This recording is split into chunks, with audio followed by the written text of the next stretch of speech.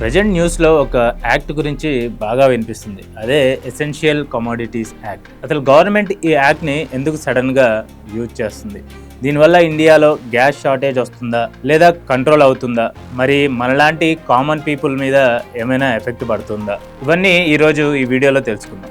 ఇక సింపుల్గా చెప్పాలంటే మన డైలీ లైఫ్లో కొన్ని వస్తువుల్ని మనం బాగా ఇంపార్టెన్స్ ఇస్తాం. అందులో బియ్యం, పప్పులు, చక్కెర, LPG gas, petrol, diesel, fertilisers ఇవన్నీ డైలీ లైఫ్లో మనం యూజ్ చేసే ఇంపార్టెంట్ థింగ్స్ అన్నమాట. ఇవి లేకపోతే పబ్లిక్కి చాలా ఇబ్బంది అవుతుంది. అందుకే గవర్నమెంట్ వీటిని ఎసెన్షియల్ కమోడిటీస్ అని డిక్లేర్ చేసింది. 1955లో ఎసెన్షియల్ కమోడిటీ యాక్ట్ అనే లాని తీసుకొచ్చారు. ఈ యాక్ట్ వల్ల గవర్నమెంట్కి ఒక పవర్ ఉంటుంది. అవసరమైన వస్తువుల ప్రైజెస్ని కంట్రోల్ చేయడం కోసం, ఇక కొందరు ఎక్కువగా స్టాక్స్ పెట్టకుండా ఆపడం కోసం, అవసరమైనప్పుడు సప్లై రెగ్యులేట్ చేయడం కోసం, బ్లాక్ మార్కెట్ని కంట్రోల్ చేయడం కోసం ఈ యాక్ట్ని ఉపయోగిస్తుంటారు. ఇప్పుడు అందరూ ఆలోచించే ప్రశ్న ఏంటంటే గవర్నమెంట్ ఇప్పుడు ఎందుకు ఈ యాక్ట్ని యూజ్ చేస్తుంది అనేది కదా. ఈ గవర్నమెంట్ ఈ యాక్ట్ని తీసుకురావడానికి మెయిన్ రీజన్ ఏంటంటే ప్రజెంట్ మిడిల్ ఈస్ట్ రీజియన్లో సిచ్యువేషన్ చాలా సీరియస్గా ఉంది.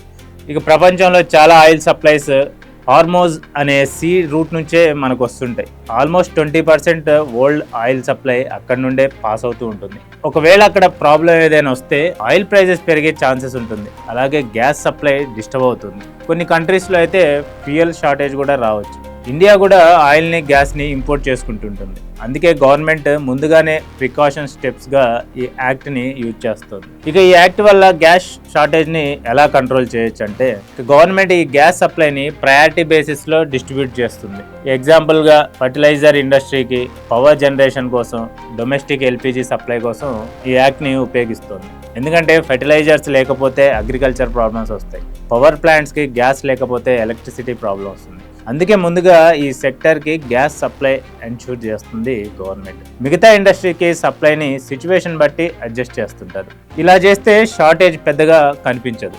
ఇక ఈ డెసిషన్ వల్ల ఎక్కువగా ఎఫెక్ట్ అయ్యేది ఇండస్ట్రీస్. ఎగ్జాంపుల్గా city gas companies, power plants, కొన్ని మ్యానుఫ్యాక్చరింగ్ ఇండస్ట్రీస్. వీళ్ళకి గ్యాస్ సప్లై కొంచెం టెంపరీగా తగ్గే ఛాన్స్ ఉంటుంది. కానీ గవర్నమెంట్ ఫోకస్ మాత్రం country essential needs first fulfil చేయడమే. ఇక చాలామంది అడిగే క్వశ్చన్ ఏంటంటే మనకి ఎల్పిజి గ్యాస్ షార్టేజ్ వస్తుందా అని. సాధారణంగా గవర్నమెంట్ ట్రై చేస్తుంది కామన్ పీపుల్కి ప్రాబ్లం రాకుండా మేనేజ్ చేయడానికి. ఈ డొమెస్టిక్ ఎల్పిజి సప్లైని మోస్ట్లీ ప్రొటెక్ట్ చేస్తుంటుంది గవర్నమెంట్. అందుకే ప్యానిక్ అవ్వాల్సిన అవసరం లేదు. ఇది ఒక ప్రివెంటివ్ స్టెప్ మాత్రమే.